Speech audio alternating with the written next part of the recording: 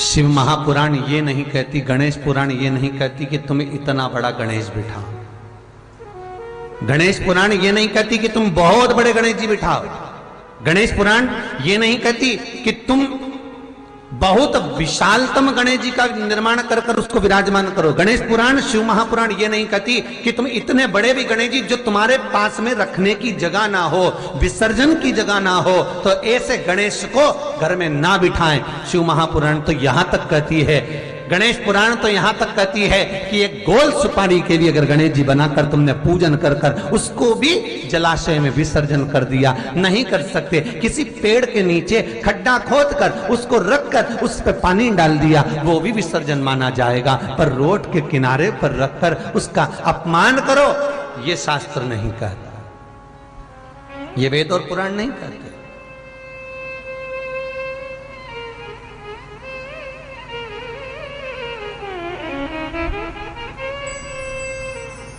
कहीं भगवान गणेश जी को मोटरसाइकिल पर बिठा रहे हो, कहीं भगवान गणेश जी को ऑटो पर बिठा रहे हो। उनकी मूर्ति बनाने वाला मूर्ति बनाता है तो कहीं ऑटो पर बना रहा है, कहीं मोटरसाइकिल पर बना रहा है, कहीं भगवान गणेश जी बुलेट चला रहे हैं। यह भगवान का अपमान है, ये भगवान का अपमान। अरे कितनी विशेष बात, कितनी विशेष बात शिव महापुराण के कौमार खंड में लिख दी श्री वेदव्यास जी ने। शिव महापुराण के कौमार खंड में श्री वेदव्यास जी लिखते हैं, वेदव्यास जी वर्णन करते हैं कि जिसके घर में भगवान गणेश की नृत्य की मूर्ति लगी रहती है, उस घर में जितने भी परिवार के लोग रहते हैं वो कहीं ना कहीं 24 घंटे काम में लगे रहते हैं, पर उनको शांति रत्ती भर की नहीं मिलती है। यहां तक का व्याख्यान शिव महापुराण करती है महाराज।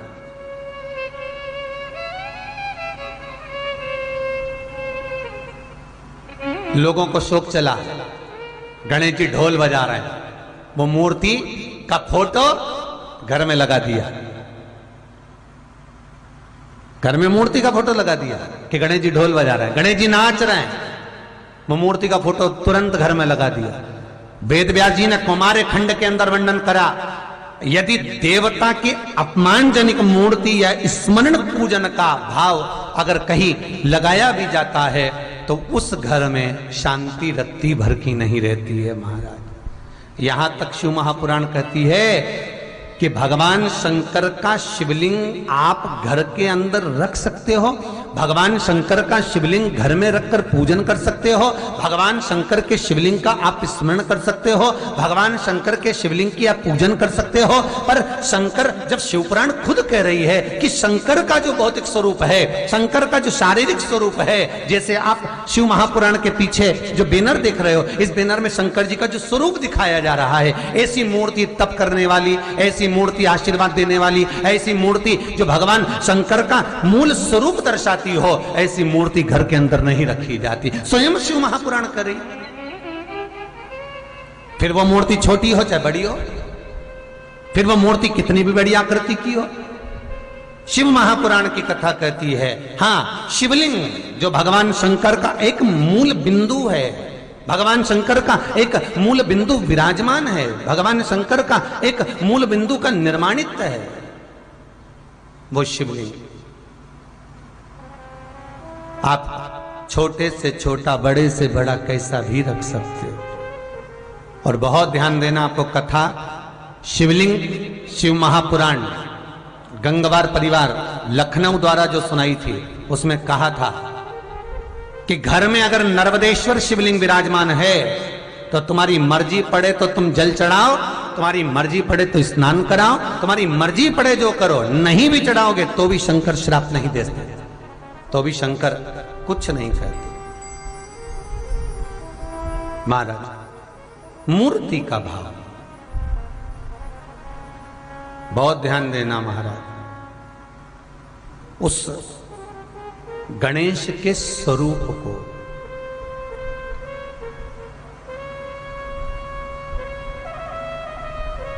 कल एक प्रश्न किसी ने व्हाट्सएप पर भेजा,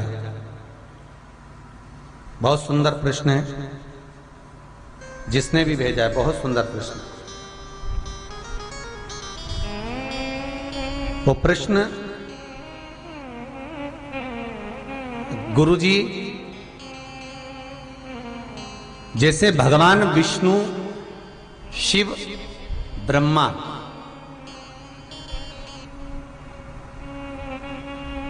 हर युग में हर तरह से प्रत्येक युग में वो प्रकट हुए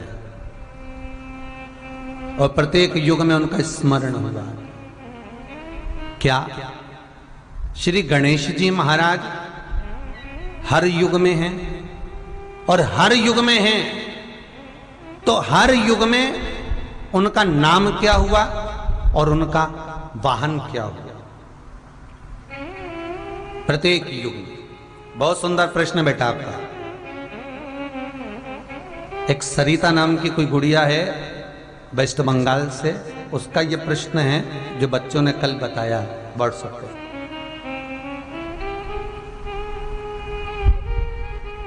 बहुत सुंदर प्रश्न है बच्ची। क्या गणेश जी हर युग में हैं? क्या गणेश जी का हर युग में कौन सा वाहन हुआ? क्या नाम पड़ा उनका हर युग में? भाई शिव महापुराण की कथा कहती है सतयुग में जो गणेश जी थे, सतयुग में जो गणेश जी महाराज का पूज्य भाव था, सतयुग में जो गणेश जी की पूजन होती थी, भगवान गणेश जी का उस समय वाहन था सिंह, शेर, और उनका नाम था विनायक। बहुत ध्यान से सुनना, श्री गणेश शिव महापुराण की कथा चल रही है, बहुत दिल से सुनिए उसको। शायद जो प्रसंग निकल जाता है वो वापस नहीं मिल पाता।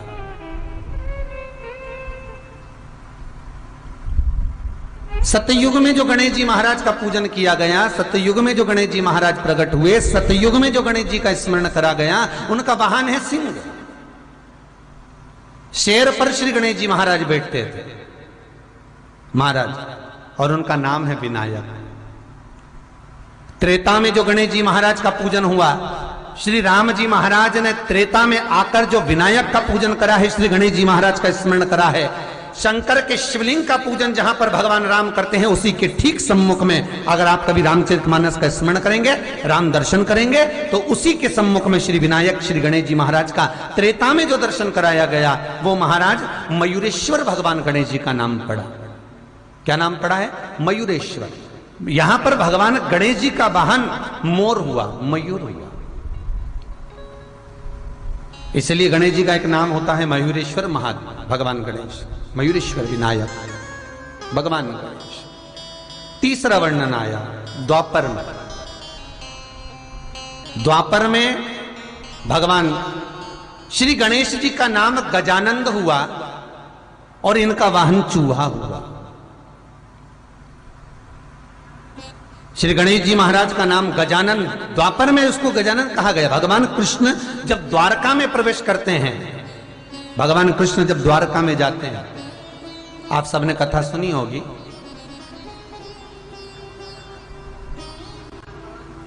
आप सभी ने स्मरण किया होगा कि जिस द्वारका में भगवान कृष्ण विराजमान होते हैं, ये द्वारका मेरे कृष्ण की नहीं थी। जिस द्वारका में भगवान कृष्ण विराजमान हो रहे हैं, ये द्वारका मेरे कृष्ण की नहीं है, ये राजा अनर्थ की है। राजा अनर्थ कौन? वो अनर्थ जिनके पिता एक बार अपने बच्चों को अपनी प्रॉपर्टी का हिस्सा कर रहे थे, जायदाद बांट रहे थे, और अपनी जायदाद बांटते बांटते राजा अनर्थ देव के पिताजी ने कहा कि ये वाली जायदाद जो मेरी है, मैंने अनर्थ को दे दी, ये मेरी हिस्सा मैंने अनर्थ के बड़े भाई को दे दिया, ये भाव मैंने अनर्थ को दे दिया, ये मेरी जमीन, मेरी भूमि, मेरा मकान, मेरी जायदाद। राजा अनर्थ के पिता कहते हैं कि ये मैंने बांटा है, मैंने तुमको दिया है। इतने में राजा अनर्थ के मुख से निकल गया, पिताजी आप कहते हो ये आपका है, आप कहते हो कि ये मेरा है। राजा अनर्थ कहते हैं पिताजी ये आपका नहीं, ये तो श्री हरि भगवान विष्णु का है, ये भगवान नारायण का। इतने में राजा अनर्त के पिता को क्रोध आ गया, और राजा अनर्त के पिता को जब क्रोध आया, गुस्से में लाल होकर राजा अनर्त के पिता ने कहा, मैं तुझे श्राप देता हूं, तू अपने पिता के सामने ऊंचे स्वर में बोला है और मेरी इजाजत को तू श्री हरि की इजाजत बताता है। मैं तुझे श्राप देता हूं अनर्त, इस भूमंडल में, पृथ्वी पर, पूरे ब्रह्मांड में, पृथ्वी के ऊपर तू अगर रहेगा तो जलकर समाप्त हो जाएगा, क्योंकि यह संपूर्ण पृथ्वी मेरी है, मैं इसका हिस्सा करने वाला हूं। महाराज भागवत जी में आपने यह प्रसंग बड़े प्रेम से सुना होगा। जितने भी श्रोता भाई बहन ऑनलाइन इस कथा को सुन रहे हैं, फेसबुक यूट्यूब पर, टीवी चैनल के माध्यम से, बहुत ध्यान से सुनिए। राजा अनर्त को पिता ने श्राप दिया, 24 घड़ी के अंदर तू अगर पृथ्वी पर कहीं रहा तो जलकर भस्म हो जाएगा। राजा अनर्त उसी समय पर समुद्र में कूद गए, पानी में कूद गए। क्यों? क्योंकि राजा अनर्त के पिता ने कहा था भूमंडल पर, पृथ्वी पर कहीं रहेगा तो जल जाएगा, तो पानी में रहूंगा तो जलूंगा नहीं। और जल के अंदर जाकर राजा अनर्त बैठ गए, तप करने में लीन हो गए, साधना में लीन हो गए। और राजा अनर्त जब साधना में, तप में लीन होते हैं, भगवान श्री हरि, भगवान विष्णु का स्तमन करते हैं, उनका स्मरण करते हैं, उनका मंत्र जाप करते हैं, तभी भगवान विष्णु ने आकर पूछा, अनर्त क्या बात है, क्यों तुम जल के अंदर बैठकर मेरी आराधना कर रहे हो, मेरी साधना कर रहे हो, किस लिए, क्यों, क्या कारण है तुम्हारा?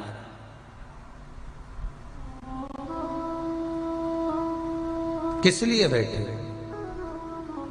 राजा नर्त, महाराज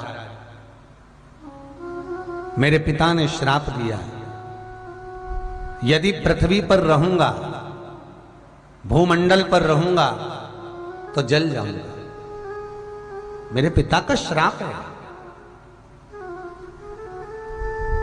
इसलिए मैं भूमंडल पर नहीं रह सकता, मैं जल में रह रहा हूं। भगवान बोले, कब तक जल में बैठा रहेगा, शरीर गल जाएगा। भगवान विष्णु कहते हैं पृथ्वी पर नहीं रह सकता तो क्या हुआ? भगवान ने अपने सुदर्शन चक्र को उठाया और सुदर्शन को बुलाकर कहा, सुदर्शन जा, और बैकुंठ का जो ईशान कोण है उसको काट कर लिया, जा।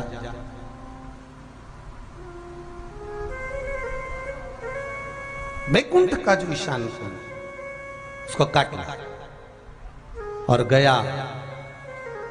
सुदर्शन चक्र जैसे ही पहुंचकर बैकुंठ का चौथाई भाग ईशान कोण काट कर लिया है और लाकर भगवान सुदर्शन चक्र के ऊपर वो बैकुंठ का हिस्सा रखा हुआ घूम रहा था।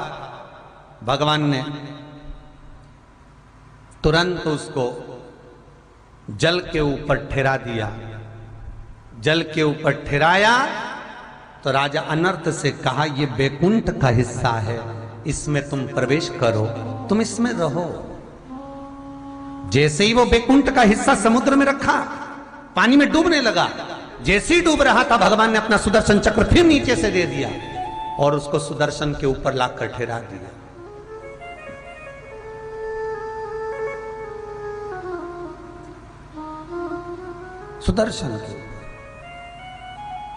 सुदर्शन के ऊपर बैकुंठ का वो चौथाई हिस्सा राजा अनर्त के लिए विराजमान कर कर रखा है। वो घूम रहा है, सुदर्शन चक्र जैसा घूम रहा है, वैसे ही वो हिस्सा घूम रहा है। राजा अनर्त से कहा, तुम इसमें प्रवेश कर जाओ, भूमि पर रहने की जरूरत नहीं, तुम्हें पानी में ही रहना है, जाइए निवास करिए। राजा अनर्त उस घूमते हुए हिस्से का द्वार ढूंढ रहे थे। 25 बार राजा अनर्त ने आवाज लगाया, द्वार कहां, द्वार कहां, द्वार कहां। भगवान से पूछ रहा है, द्वार कहां, द्वार कहां, द्वार कहां। तब द्वार मिला अंदर प्रवेश करा। द्वार कहां द्वार कहां द्वार कहां कहा तो उसका नाम द्वारका पड़ गया। क्या नाम पड़ा है? द्वारका। राजा अनर्त उसमें रह रहा है। अनर्त के बाद में उसके पुत्र रेवत का राज्य आया, जिनकी कन्या का नाम था रेवती। राजा रेवत ने विचार करा कि मेरी बेटी का विवाह करना, पर विवाह तो करूंगा पर वर ऐसा होना चाहिए जो इसके बराबर का गधा युद्ध में प्रबल हो। अब गदा युद्ध में प्रबल हो तो शनि महाराज भी गदा युद्ध में प्रबल थे, यमराज गदा युद्ध में प्रबल थे। सारे के सारे रेवती से विवाह करने के लिए आए और माता रेवती गदा युद्ध में शनि महाराज को, यमराज को मार मार कर भगा देती है। अब रेवत को चिंता लग गई। भगवान शिव के पास रेवत जाते हैं, भोलेनाथ से जाकर निवेदन करते हैं, हे शंकर, हे त्रिकालदर्शी, हे कैलाशी, हे अविनाशी, कृपा करिए, करुणा करिए। आप कृपा करेंगे तो रेवती का मंगल विवाह होगा। शंकर भगवान ने उसी समय रेवत से कहा, रेवत आप ब्रह्मदेव के पास जाओ, क्योंकि ब्रह्मा ने सबकी लेखनी लिखी है। कौन कुंवारा रहेगा, किसका विवाह होगा, कौन कब मरेगा, कौन जिएगा, ये ब्रह्मा ने निश्चित कर रखा है। हमने ब्रह्मा को कार्यभार सौंप रखा। जाओ आप। राजा रेवत ब्रह्मदेव के पास में गए, ब्रह्मा से जाकर निवेदन करा, ब्रह्मदेव मेरी बेटी रेवती का विवाह करना है। रेवती का विवाह? हाँ, तो आप एक काम करो, बलभद्र जी से कर दीजिए, बलराम जी से। ठीक है महाराज। तो रेवती कहां सतयुग की और बलभद्र जन्मेंगे द्वापर में।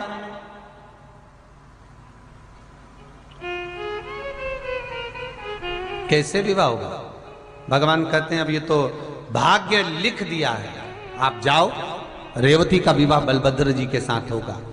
सतयुग से रेवती तप करती हुई, साधना करती हुई द्वापर, त्रेता निकल गया, द्वापर आ गया और बलभद्र जी के साथ में रेवती कहती है विवाह तो करूंगी पर शर्त जो लगा रखी है कि मुझे गदा युद्ध में हराना पड़ेगा। तब बलभद्र और रेवती का गदा युद्ध हुआ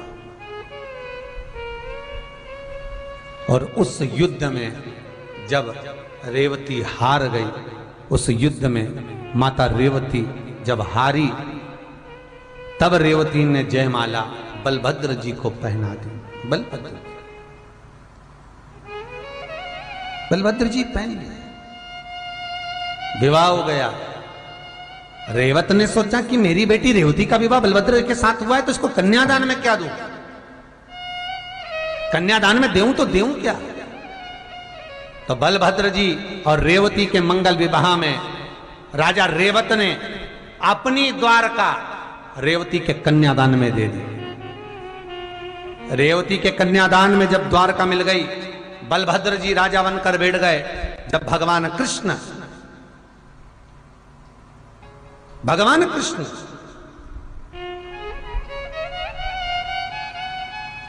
जब रुक्मणी के साथ में विवाह कर रुक्मणी को भगाकर जब द्वारका में लेकर आए तो ब्राह्मणों ने कहा कि यहां रुक्मणी जी का कन्यादान कौन करेगा। अगर बलभद्र जी कह रहे हैं कि रुक्मणी जी की शादी करो कृष्ण के साथ में द्वारका में आकर, तो भगवान कृष्ण भगाकर तो लेकर आ गए, पर विवाह करने के लिए, कन्यादान करने के लिए कौन आएगा। राजा भीष्मक आ नहीं सकता, रुक्मणी जी के भाई आ नहीं सकते, कन्यादान कौन करेगा। तब माता रेवती कहती है कि कृष्ण जी के बड़े भाई बलभद्र के सामने ये रुक्मणी जो छोटे भाई की पत्नी है, ये बेटी के तुल्य होती है, क्यों ना। रेवती कहती है कि बलभद्र और हम कन्यादान कर दें, और रेवती और बलभद्र रुक्मणी जी का कन्यादान करते हैं। तो रेवती ने बलभद्र जी से पूछा कन्यादान में क्या देंगे। बलभद्र जी बोलते हैं मैं क्या बताऊं कि क्या देंगे, तू बता कि क्या देना है। रेवती कहती है ये द्वारका कन्यादान में रुक्मणी को दे देते हैं, कृष्ण को दे देते हैं। अपन मथुरा के राजा और कृष्ण द्वारका के राजा। इसलिए आज भी मथुरा के राजा हैं भगवान दाऊ जी महाराज, ब्रजमंडल के राजा, और कृष्ण राजा हैं द्वारका के। कृष्ण राजा हैं द्वारका के। यहां शास्त्र कह रहा है द्वापर में भगवान गणेश जी महाराज विनायक देव, भगवान श्री गणेश चूहे पर बैठते हैं और इनका नाम गजानंद है। गजानंद नाम का स्मरण किया भगवान कृष्ण जब जिस समय पर जरासंध के साथ युद्ध लड़ते हैं और काल्यावन भगवान के पीछे भागता है, मुचकुंद को भगवान अपना ऊपर ना उड़ा देते हैं और भगवान कृष्ण मुचकुंद को ऊपर ना उड़ाए, और तब काल्यावन ने आकर लात मारी। मुचकुंद के नेत्र द्वारा जब काल्यावन जलकर भस्म हुए, तब भगवान कृष्ण जब द्वारका में प्रवेश करे तो सबसे पहले प्रवेश करते समय भगवान कृष्ण ने द्वारका के दरवाजे पर श्री गजानंद महाराज का स्मरण करा। इसलिए आज भी द्वारका के गेट के पास में श्री गणेश जी महाराज का मंदिर है। आज भी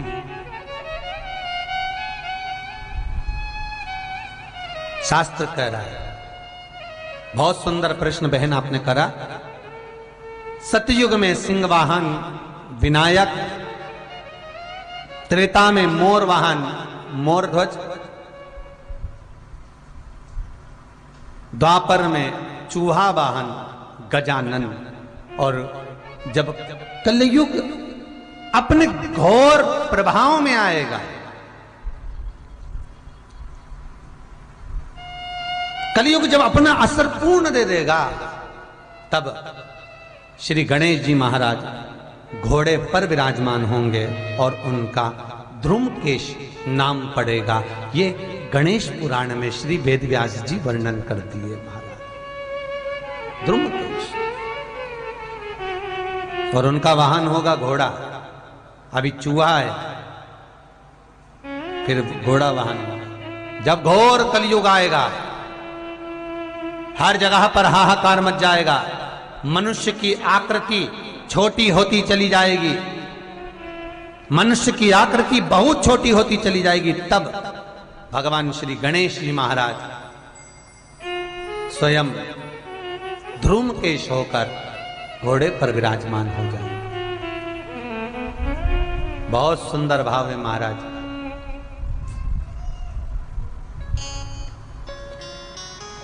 शिव, गणेश, कार्तिकेय का जो नाम कीर्तन है, नाम जाप है, वो जीवन का सुख देने वाला, जीवन का सुख।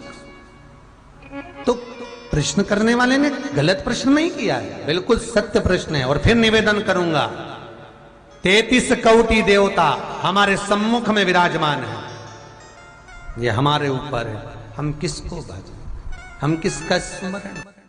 किसी देव के रूप में हमारे 33 कोटि देवता, ना तुम्हें किसी पीर पैगंबर की दरगाह पर जाना है, ना किसी के पास जाकर धोख लगाना है। आपका 33 कोटि देवताओं में से जिससे आपकी अच्छी पटे उसको पटा। राम से पटे राम को, कृष्ण से पटे भगवान कृष्ण को, शंकर से पटे शंकर को, गणेश से पटे गणेश को, जिससे तुम्हारी अच्छी बने उसको बना। पर डोलो मती रहे, बार बार नहीं डोलना अपन को। इधर उधर मत डोलो रे, शिव शंकर के होलो रे। क्यों डोलो? कभी यहां कूद गए, कभी वहां कूद गए। हनुमान जी के पास 15 दिन तक गए, वहां दिया बत्ती लगा ली, अगरबत्ती लगा ली, धूप बत्ती लगा ली, उनने काम नहीं करा तो राम जी के पास पहुंच गए, राम जी से नहीं बना तो कहीं पहुंच गए। इस मन को जरा संसार के खूंटे से छोड़ना पड़ेगा, तब यह मन परमात्मा में लगेगा। तुम सोचो भगवान 4 दिन अगरबत्ती लेके बैठ गए, 5वें दिन वैसे की वैसे, सावन महीने में तिलक छापा लगा लिया, खूब रुद्राक्ष की माला माला पहन के, कपड़ा मपड़ा बदल के शंकर जी के मंदिर में खूब अभिषेक करा और के भोलेनाथ जी हमारा हो जाएगा। शंकर जी के बरसाती मेंढक रे, ये क्या भगवान को मना? 4 दिन की चांदनी फिर अंधेरी रात, क्या मतलब का? नहीं,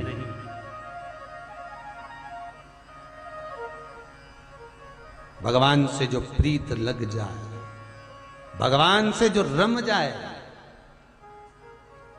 मौर्य गोस्वामी, क्या नाम है? मौर्य गोस्वामी, कर्नाटक के एक छोटे से गांव में मौर्य गोस्वामी रहते थे। कर्नाटक के छोटे से गांव। ये दुनिया के लोग बोलते हैं गणपति बप्पा मौर्य, इसका मतलब क्या है?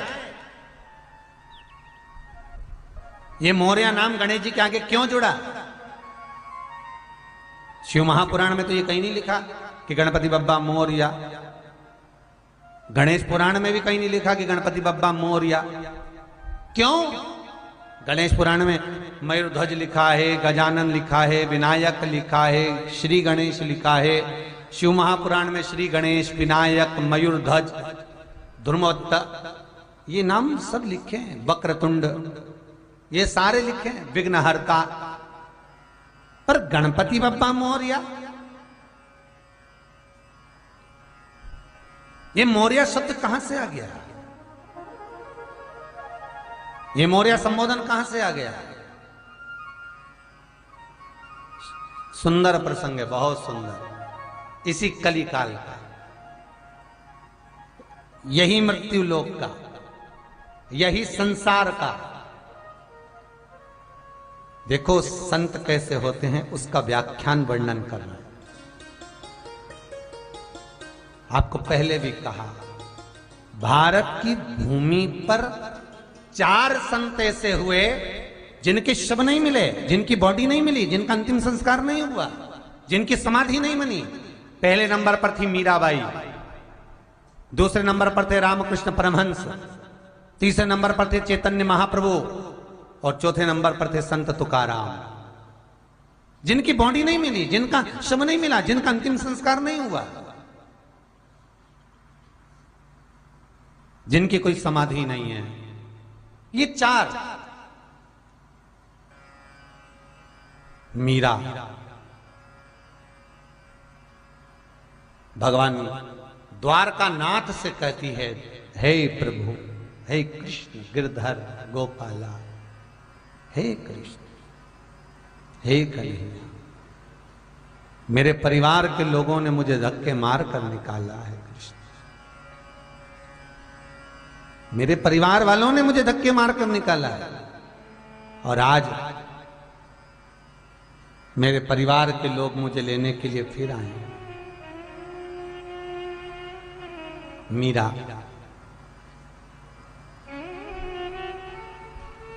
कृष्ण से कहती है, मैं जाना नहीं चाहती, मुझे नहीं जाना वापिस। जिस नगर से मुझे धक्के देकर निकाला गया हो, जिस नगर से मुझे भगाया गया हो, वहां नहीं जाना चाहती।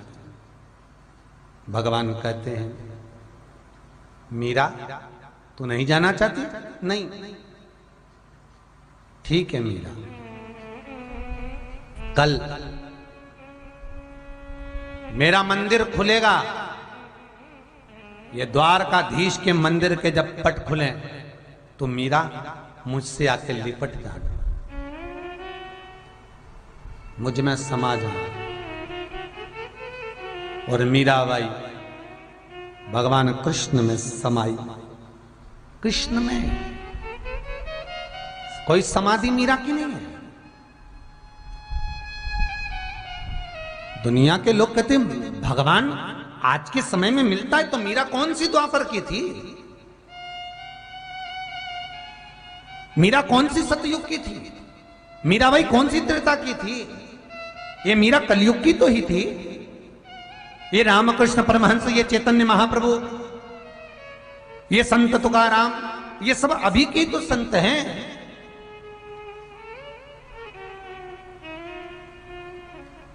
मीरा द्वारका नाथ में समा गई, रामकृष्ण परमहंस जगदम्बा में समा गए। संत तुकाराम,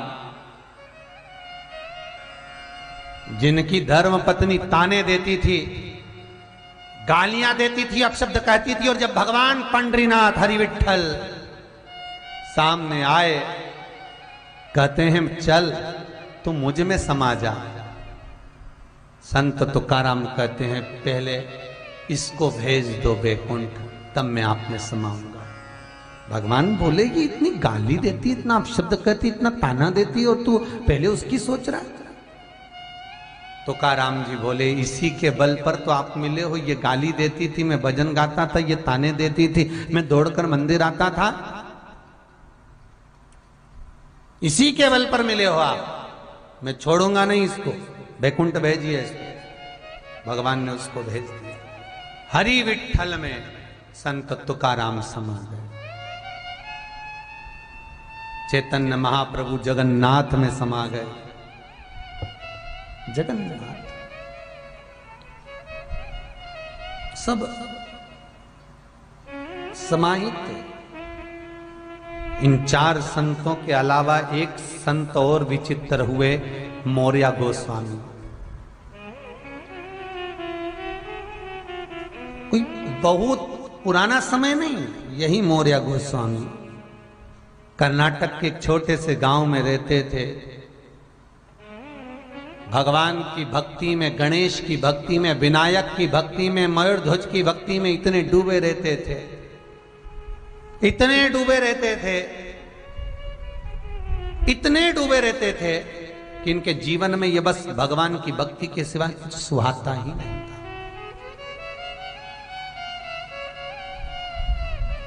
कोई व्यक्ति घर में चूहे को मार कर फेंक देता था तो मौर्य गोस्वामी गणेश जी समझकर उस चूहे का अंतिम संस्कार कर देते थे। मौर्य गोस्वामी। किसी ने सर्प को डंडे से मारकर पटक दिया, मौर्य गोस्वामी उसका अंतिम संस्कार कर देते थे। प्रत्येक जीव में उन्हें विनायक नजर आता था। क्यों? मौर्य गोस्वामी से किसी गांव के व्यक्ति ने पूछा तो हर एक में मरे हुए चूहे में, सर्प में ये जीव मर गए इसमें। तो मौर्य गोस्वामी कहते हैं माता पार्वती के शरीर पर जो उपटन लगा था उसमें कहां प्राण था? उसमें प्राण था कहां? माता पार्वती ने तन पे से उपटन निकाला, उसका पुतला बनाया और प्राण दे दिए। हर जीव में परमात्मा है, उसमें गणेश उत्पन्न हो गए।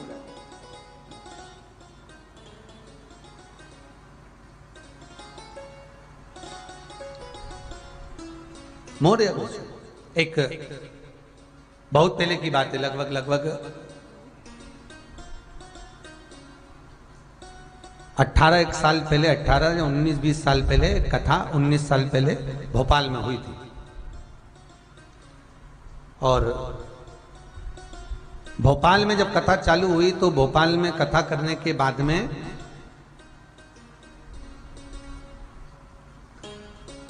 भोपाल के लोग इकट्ठे होकर बोले कि हमको बहुत कुछ करना है गुरुजी। उस समय हमारी भी उम्र इतनी नहीं थी, जो बन सका वैसा मन से बोल दिया। कोई ऐसा काम बताओ गुरुदेव जिसको कोई ना करे और उसको हम 5-10 लोग मिलकर समिति बनाकर उस कर्म को करें और उसका पुण्य हमारे खाते में मिले। ऐसा कोई उपाय बता दे। अब उस दिन दूसरे दिन की कथा थी और शिव विवाह चल रहा था।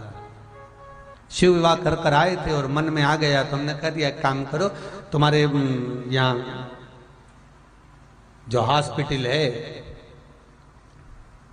हमीदिया, इसमें मुर्दे को ऐसे ही भेज देते मरने के बाद। तुम एक काम करो, जितने मुर्दे निकल कर जाएं उन पे कफन तुम्हारी समिति पहना कर भेज। कभी भोपाल में जाओ, पता कर कर आना, आज तक वो समिति में अब 200 से 500 लोग जुड़ गए और वो मुर्दे का कफन उसी समिति से जाता है और कफन पहनाकर मुर्दे को भेजा जाता है। दान पुण्य दिखावे से करा जाए वो अलग प्रसंग है। आप जो कुबेरेश्वर महादेव के लिए दे रहे हो, आप जो गौ माता के लिए दे रहे हो, गौशाला के लिए दे रहे हो, आप वृद्धाश्रम के लिए दे रहे हो, ये जो आपका क्रम है, जो आप दे रहे हो, वो जो भाव से दे रहे हो, भले 500 दिया, 200 दिया, 1000 दिया, पर आपने जो दिल से, प्रेम से, भाव से दिया, वो प्रेम से जो दिया है उसका फल भगवान भी हजारों गुना आपको प्रेम से ही देगा, भाव से ही देगा।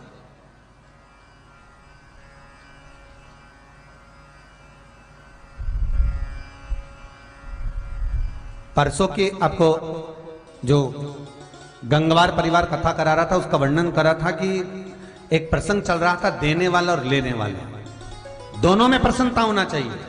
देने वाला जब कुछ दे तो उसके चेहरे पर प्रसन्नता होना चाहिए कि मैंने ये अन्न का दान करा, मैंने ये मुद्रा का दान करा, मैंने ये भूमि का दान करा, मैंने ये वस्त्र का दान करा, उसके चेहरे पर ये प्रसन्नता होना चाहिए। घर में ननंद आई और भाभी एक साड़ी दे रही है और एहसान ऐसा दिखा रही कि मैंने बहुत कुछ दे दिया, तो ननंद का चेहरा भी उतर जाएगा। देने वाले के चेहरे पर अगर प्रसन्नता है तो लेने वाला जो ग्रहण कर रहा है उसका आनंद कुछ दूसरा ही होता है। भाव आपका होना चाहिए।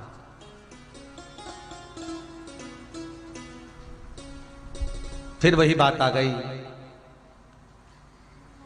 सुंदरता होगी तो लुच्चों की नजर जरूर होगी, घर में धन होगा तो चोरों की नजर जरूर होगी, और अगर दिल में भक्ति होगी तो भगवान की नजर जरूर होगी। यह पक्का है, भगवान की नजर तुम पर पड़ेगी, वो देखेगा ये मेरा है, वो जानेगा ये मेरा अपना है। मौर्य गोस्वामी चूहे में गणेश को देखते थे, विनायक के आराध्य थे, भगवान गणेश का सुंदर स्वरूप बना लेते थे, हृदय चित्त में गणेश को बिठा कर रखते थे, उनका पूजन विनायक का स्मरण करा करते थे।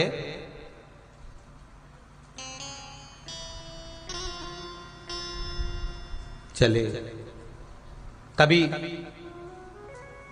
पूना महाराष्ट्र में जाना तो पूछना, ये अष्टविनायक जो महाराष्ट्र में विराजमान है, ये अष्टविनायक जो महाराष्ट्र की भूमि पर विराजमान है, इनको किसने विराजमान करा?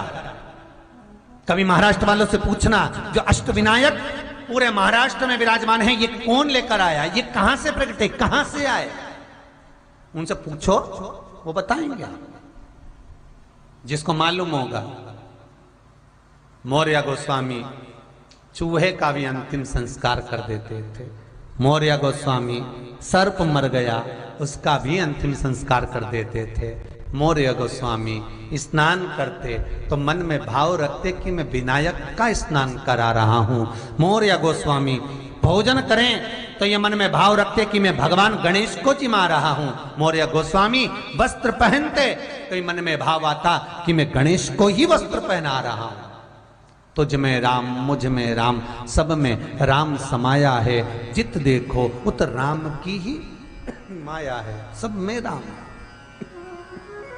सब ये मौर्य गोस्वामी का भाव है।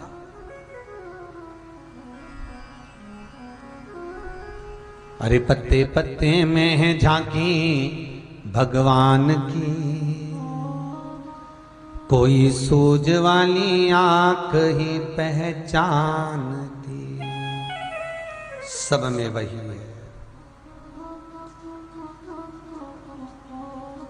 हर एक में वही समाया हुआ है। सब में वही मौर्य गोस्वामी की शुद्धता भगवान। गांव के लोगों ने इसको पागल कहना चालू कर दिया, ये तो मूर्ख है, पगला है। चूहे का कोई अंतिम संस्कार होता है? कोई जीव मर गया तो उसका अंतिम संस्कार होता है? कोई श्वान मर गया रोड के किनारे तो क्या उसका अंतिम संस्कार होता है? मौर्य गोस्वामी को लोग पागल कह दिए, मस्ती में रहता है।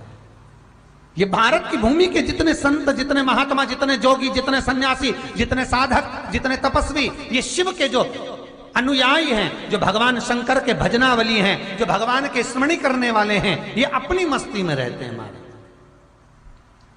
अपनी मस्ती, इनको कोई फर्क नहीं पड़ता कौन क्या कहे। आग लगे बस्ती में, अपन रहो मस्ती में। क्यों?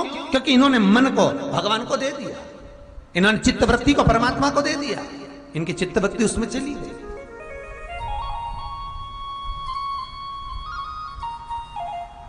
अरे मथुरा के विश्राम घाट पे नाव 4 पंडाओं ने लगवाई किनारे, खूब भांग घोट के नाव के अंदर बैठ गए। नाव वाले से कहा तू नीचे उतर। नाव वाला बोला क्यों? हमें वृंदावन जाना है, हम चारों नाव चला के वृंदावन जाएंगे, तू नीचे उतर। नाव वाले को उतार दिया, नाव ले गए। सवेरे 9 बजे से नाव को खे रहे, भांग पी के बैठे थे, नाव खेते खेते शाम की 5 बज गई। घाट वाले से पूछा क्यों रे, ये कौन सा घाट है? घाट वाला बोला ये मथुरा का विश्राम घाट है। नाव में बैठे पंडा आपस में बात करने लगे, सवेरे 9 बजे के विश्राम घाट से चले थे, अभी भी विश्राम घाट पर हैं। क्यों? तो घाट पर खड़े हुए व्यक्ति से पूछा हमारी नाव आगे क्यों नहीं बढ़ी? तो नाव वाला बोला नाव तो कब की बढ़ जाती, पर तुमने खूंटे से इसको छोड़ा नहीं है। नाव खे तो रहे हो पर खूंटे से नहीं छोड़ी गई है। बस यही हमारा जीवन है, यही हमारा मनुष्यत्व है कि हम इस मन को परमात्मा को देना चाहते हैं, हम इस मन को भगवान को देना चाहते हैं, हम इस मन को परमात्मा तक पहुंचाना चाहते हैं, पर इसको खूंटे से छोड़ते नहीं है। परिवार, नाते, रिश्ते, कुटुंब, कबीला, ये सारे जो खूंटे बंधे हुए हैं इससे छूटती नहीं है।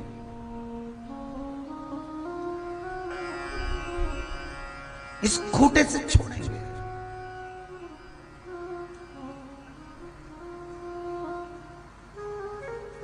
ये मन बड़ा चंचल है, कैसे तेरा भजन करूं, जितना इसे समझ।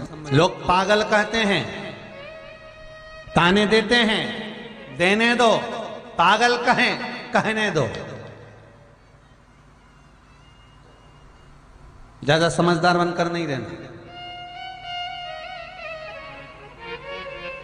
समझदार बनकर रहोगे तो सबकी सुन के चलना पड़ेगी, पागल बनकर रहोगे तो अपनी ही समझना पड़ेगी।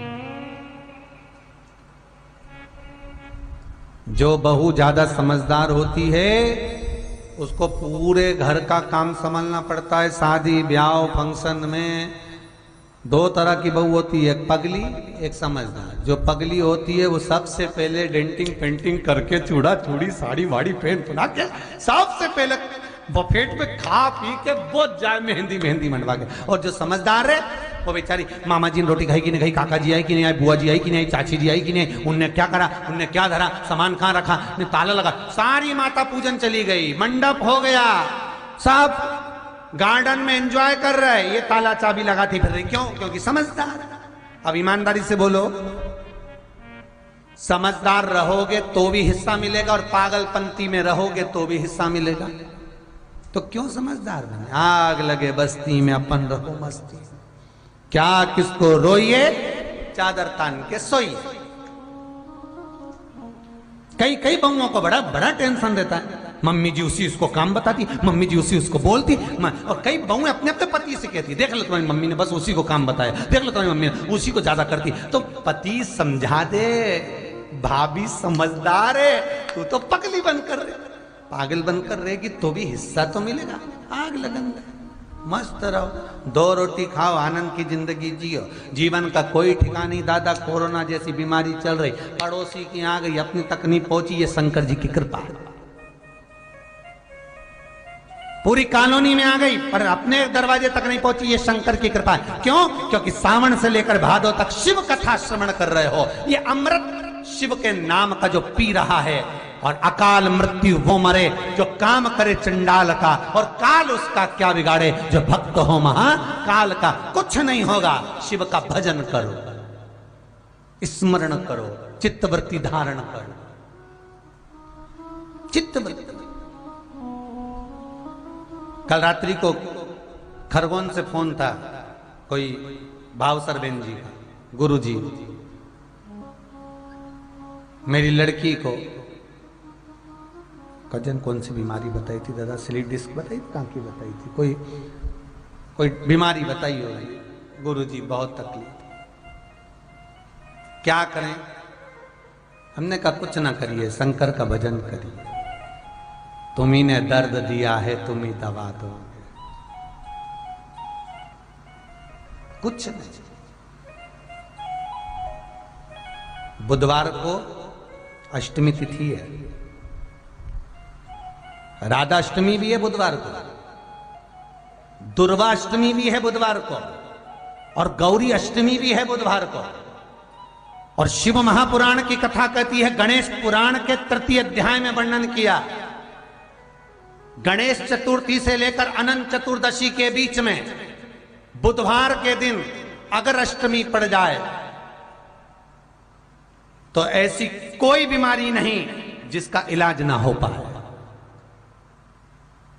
कुछ ना करिए, हरा मूंग की कटोरी भर लो, मूंग जानते हो, हरे मूंग, मूंग की दाल होती है ना जो, हरा मूंग, आखा मूंग हरा की कटोरी भरो, उस पर गुड़ की एक खोड़ी, गुड़ की बट्टी, गुड़ की एक बाटी उस पर रखो, 5 बेलपत्र रख लो, और जिस व्यक्ति को बहुत भारी बीमारी है, कैंसर जैसा रोग भी है, किडनी लीवर जो भी उसके खराब हो रहे हैं, कोई तकलीफ है, ऐसा लग रहा है कि बहुत सांस चल रही है, कहीं कोरोना जैसी बीमारी ना हो जाए, बहुत तकलीफ हो रही है, बस वो कटोरी में मूंग लेकर उसमें गुड़ की खोड़ी रखकर 5 बेलपत्र रखकर, बुधवार आज हो गया, शनिवार,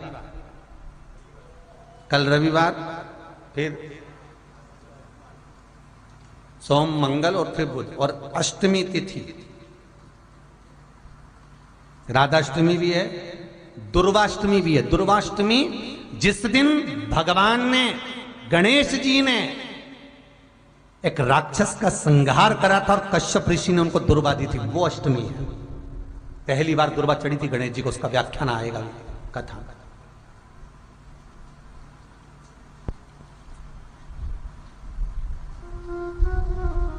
मूंग कटोरी में भरकर, गुड़ की खोड़ी रखकर, गुड़ की भट्टी, 5 बेलपत्र, जिसको बहुत बीमारी हो, दमा, श्वास, किडनी आदि का आदि बहुत बीमारी हो, 21 बार शरीर पर से उतार कर महाराज सीधे हाथ में रखकर नाम गोत्र खुद का बोलकर और भगवान से, गणेश जी से विनती कर कर अष्टमी तिथि के दिन, बुधवार के दिन जो भी आ रही है, बहुत समय के बाद पड़ रही है, उस दिन उस कटोरी नहीं लेना, पुरानी कटोरी नहीं लेना, कोई कटोरी घर में नहीं हो, नई कटोरी, और उसको गणेश जी के मंदिर में पहुंचा दीजिए।